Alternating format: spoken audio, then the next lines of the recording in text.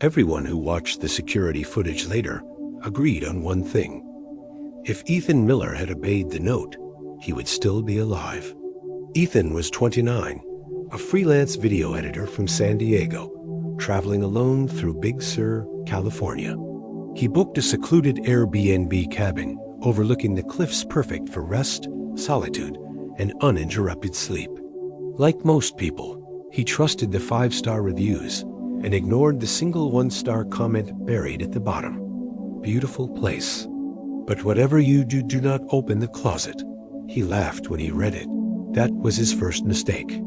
The cabin was quiet. Too quiet. No neighbors, no traffic. Just ocean wind and towering redwoods pressing close like walls. Ethan unpacked, filmed some drone shots at sunset, and settled in for the night. That's when he noticed the closet.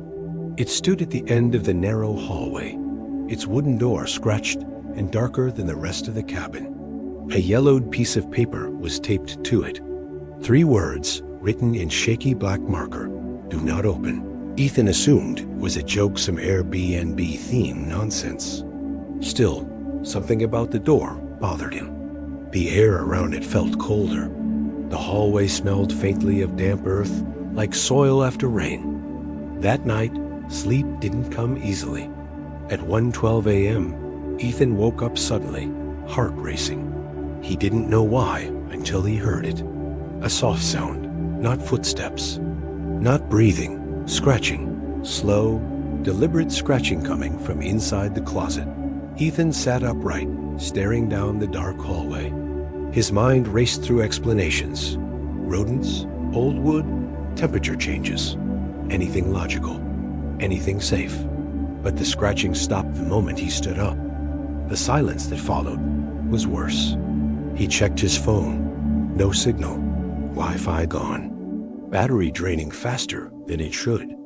That familiar fear crept in, the fear everyone knows when they re alone at night and something feels wrong, but curiosity whispers louder than common sense. At 2:03 a.m., Ethan did what the audience watching the footage would later scream at their screens. He walked toward the closet. Up close, he noticed the door frame was gouged from the inside, deep claw-like marks pressed outward, as if something had tried to escape. The handle trembled lightly under his fingers. Then a voice spoke, not from outside the door, from inside his head. He opened it too. Ethan stumbled back, breathing hard. He turned on his camera, maybe to document, maybe for comfort, and aimed it at the closet. "Who's there?" he asked, his voice shaking. Something pressed against the door from the inside. Not a hand, too wide, too uneven. And then it whispered, this time aloud, "You read the note." The scratching resumed faster now, frantic, angry. Ethan's desire wasn't curiosity anymore. It was escape.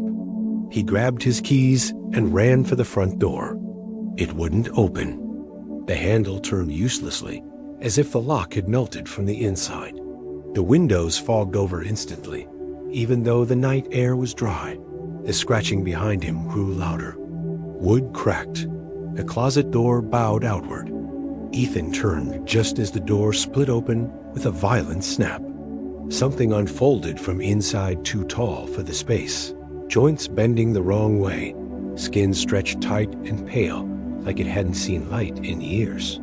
Its face was almost human, except the mouth was split far too wide, cold into a grin that showed worn, yellowed teeth. It stood inches from him. The camera captured Ethan, whispering one last sentence. "I won't open it again." The thing tilted its head.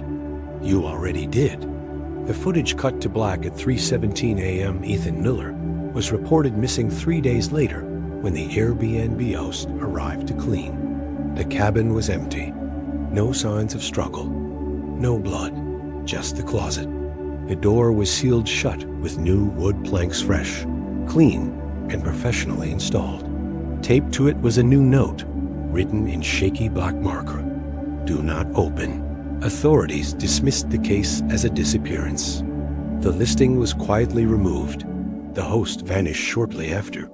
But here's the detail they don't include in official reports. Every guest who stayed there before Ethan mentioned the same thing in private messages, that the closet was always slightly larger when they left than when they arrived. And somewhere inside that dark space, something learned a new name: Ethan.